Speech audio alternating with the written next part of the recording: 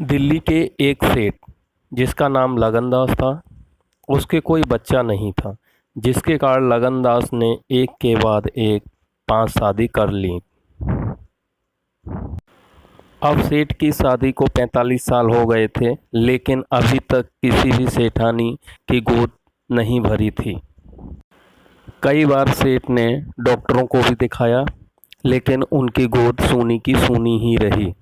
अपनी छोटी वाली पत्नी को हॉस्पिटल लेके गए और पत्नी से बोला कि तुम डॉक्टर को सही से अपनी प्रॉब्लम बता देना, जिसके कारण तुम मां बन सको।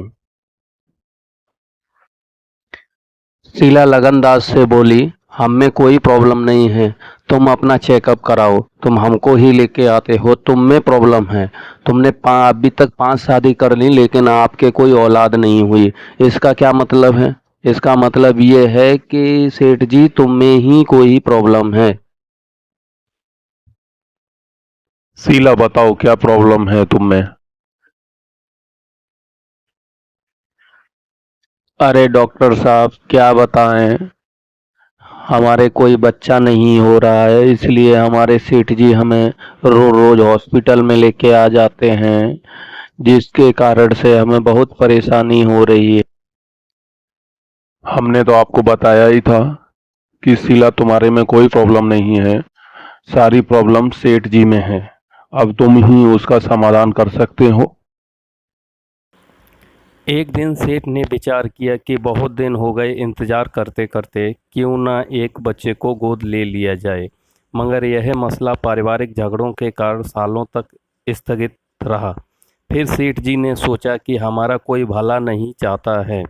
उन्होंने नैतिक साहस पारिवारिक झगड़ों के कारण से हम बच्चे को गोद नहीं ले पा रहे हैं, ये सब हमारा भला नहीं सोच रहे हैं। क्यों ना एक बच्चे को गोद ले लिया जाए, जिससे वो हमारी प्रॉपर्टी को संभाल सके। एक दिन सेठ दुखी होकर अनाथ आश्रम के लिए निकल जाते हैं और सोचते हैं कि आज हम बच्चे को गोद लेकर ही जाएंगे। फिर अनाथ आश्रम पहुंचकर सेठ जी इंतज़ार करते हैं कि उसके अनाथ आश्रम के चीफ से मिलने के लिए। जिस बच्चे को सेठ जी ने गोद लिया, उस बच्चे की उम्र 5 से 6 साल होगी। कागजी कार्रवाई करके सेठ जी उस बच्चे को लेकर अपने घर के लिए निकल जाते हैं।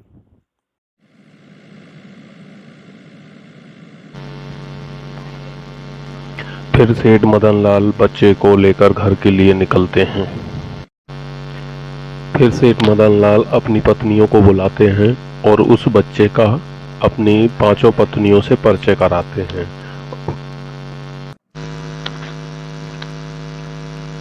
आज से तुम लोगों को इस बच्चे का ख्याल रखना पड़ेगा। आज से तुम लोग इस बच्चे को ही अपना बच्चा समझो।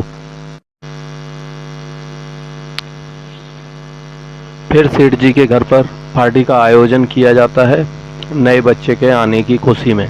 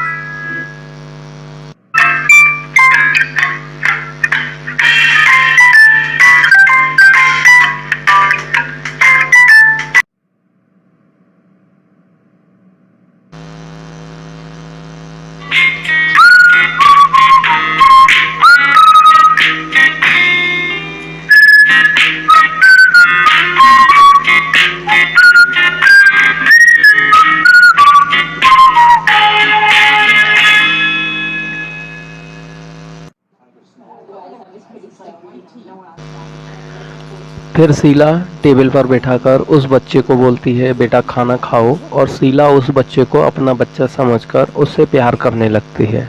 लेकिन बाकी की जो 4 सेठ की पत्नियां थीं वो उस बच्चे को स्वीकार नहीं करती हैं। लेकिन सेठ जी उस बच्चे से अपने बच्चे की तरह ही प्यार करते हैं। कृपया करके सभी लोग यहाँ पे ध्यान दीजिए। मैं इस बच्चे का नाम घोषित करने जा रहा हूँ। इस बच्चे का नाम मगनदास है। मगर अब बात यह थी कि इस बच्चे को कोई रानी अपनाएगी भी या नहीं। औरतें सब कुछ कर सकती हैं लेकिन किसी और के बच्चे को नहीं अपना सकती हैं। मगर अब यहाँ पे तो 5 औरतों का मामला था। अगर एक बच्चे से प्यार करने भी लगती तो बाकी रानियां उसमें जलन भाव पैदा करती, उससे नफरत करने लगती। लेकिन सेठ जी उस लड़के से बिल्कुल अपने लड़के की तरह प्यार मोहब्बत करते थे। अब राजा उस लड़के की सारी ज़रूरतें पूरी करते थे। उसके पढ़ाई के लिए एक मास्टर भी घर पे आया करते थे तथा उसकी सवारी के लिए हाथी घोड़े भी रखे थे। अब मगनदास जैसे जैसे बड़ा होता जा रहा था उसकी जो रुचि है वो गाने बजाने में ज़्यादा दिखने लगी। सेठ जी ने उसका भी अलग से इंतज़ाम कर रखा था।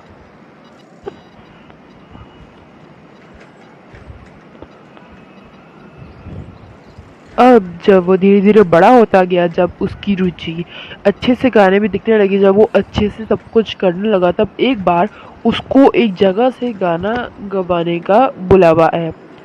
तो वो वहाँ गया। अब चलिए देखते हैं उसका गाना गाना।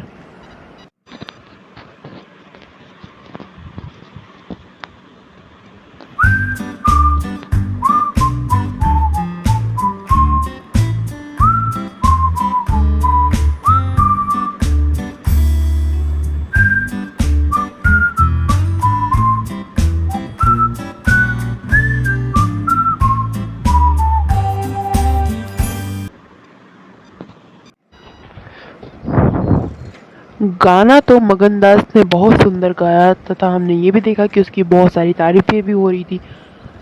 लेकिन जैसे जैसे अब लड़का बड़ा होता गया, मतलब कि वो जवान होता गया और बहुत ही ज़्यादा सुंदर लगता था।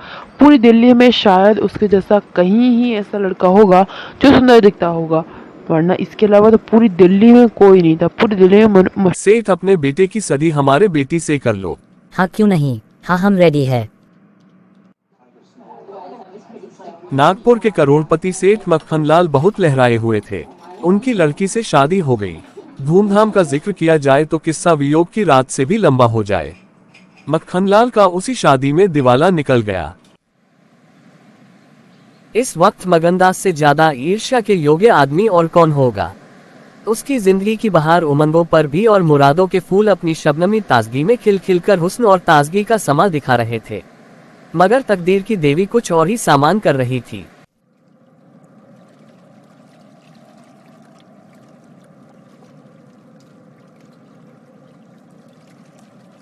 वह सैर सपाटे के इरादे से जापान गया हुआ था कि दिल्ली से खबर आई कि ईश्वर ने तुम्हें एक भाई दिया है। मुझे इतनी खुशी है कि ज्यादा अरसे तक जिंदा न रह सकूं।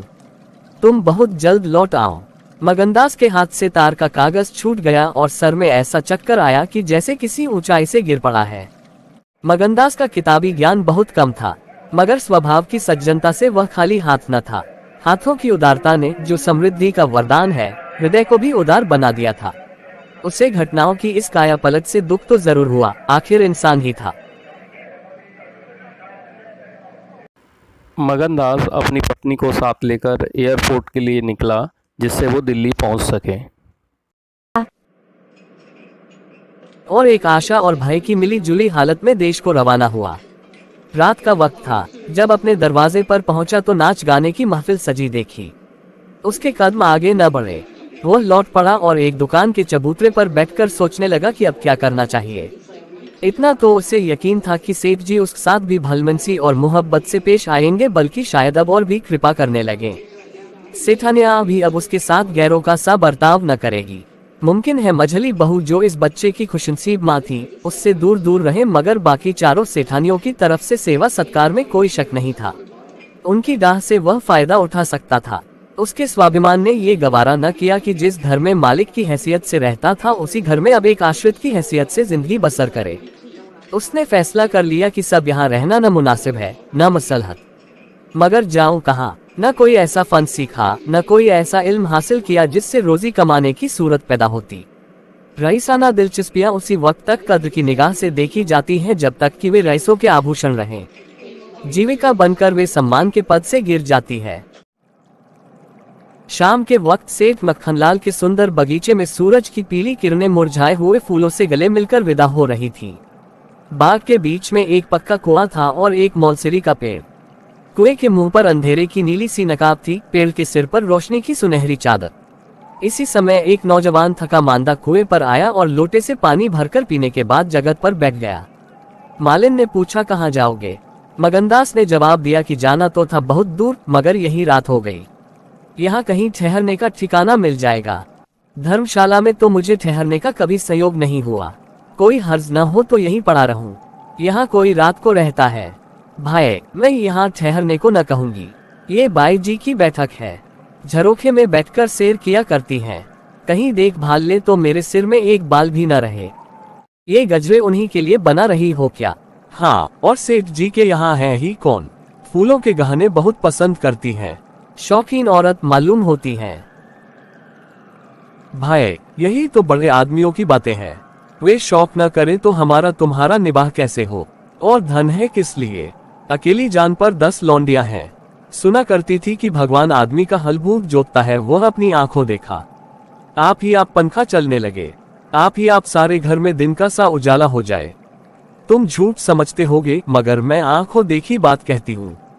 उस गर्व की चेतना के साथ जो किसी नादान आदमी के सामने अपनी जानकारी के बयान करने में होता है, बुरी मालिन अपनी सर्वज्ञता का प्रदर्शन करने लगी। मगनदास ने उकसाया, होगा भाई, बड़े आदमी की बातें निराली होती हैं। लक्ष्मी के बस में सब कुछ है, मगर अकेली जान पर 10 लौंडियां, समझ में नहीं आता। मालिन ने बुढ़ापे के चिड़चिड़ेपन से जवाब दिया, तुम्हारी समझ मोटी हो तो कोई क्या करे? कोई पान लगाती है, कोई पंखा झलती है, कोई कपड़े पहनाती है। 2000 रुपये में तो सेजगढ़ी आई थी, चाहो तो मुंह देख लो, उस पर हवा खाने जाती है। एक बंगालिन गाना बजाना सिखाती है, मेम पढ़ाने आती है, शास्त्री जी संस्कृत पढ़ाते हैं, कागज पर ऐसी मूर्त बनाती है कि अब बोली और अब बोली। दिल की रानी है, बेचारी के भाग फूट गए। दिल्ली के सेठ लगनदास के गोद लिए हुए लड़के से ब्याह हुआ था, मगर राम जी की लीला 70 बरस के मुर्दे को लड़का दिया, कौन पतियाएगा? जब से यह सुनावनी आई है तब से बहुत उदास रहती है। एक दिन रोती थी। मेरे सामने की बात है। बाप ने देख लिया, समझाने लगे, लड़की को बहुत चाहते हैं। सुनती हूँ दामाद को यहीं बुलाकर रखेंगे। नारायण करे, मेरी रानी दूधो नहाय पूतो फले। माली मर गया था, उन्होंने आरनली होती तो घर भर के टुकड़े मांगती। मगनदास ने एक ठंडी सांस ली। बेहतर है, अब यहाँ से अपनी इज्जत आबरू लिए हुए चल दो। यहाँ मेरा निबाह ना होगा। इंदिरा रईसजादी है, तुम इस काबिल नहीं हो कि उसके शौहर बन सको। मालिन से बोला तो धर्मशाला में जाता हूँ, जाने वहाँ खाट वोट मिल जाती है कि नहीं, मगर रात ही तो काटनी है, किसी तरह कटी जाएगी। रईसों के लिए मखमली गद्दे चाहिए, हम मजदूरों के लिए पुआल ही बहुत है। ये कहकर उसने लुटिया उठाई, डंडा संभाला और दर्द भरे दिल से एक तरफ चल दिया। उस वक्त इंदिरा अपने झरोखे पर बैठी हुई इन दोनों की बातें सुन रही थी। कैसा संयोग है कि स्त्री को स्वर्ग की सब सिद्धियां प्राप्त हैं और उसका पति आवारों की तरह मारा मारा फिर रहा है।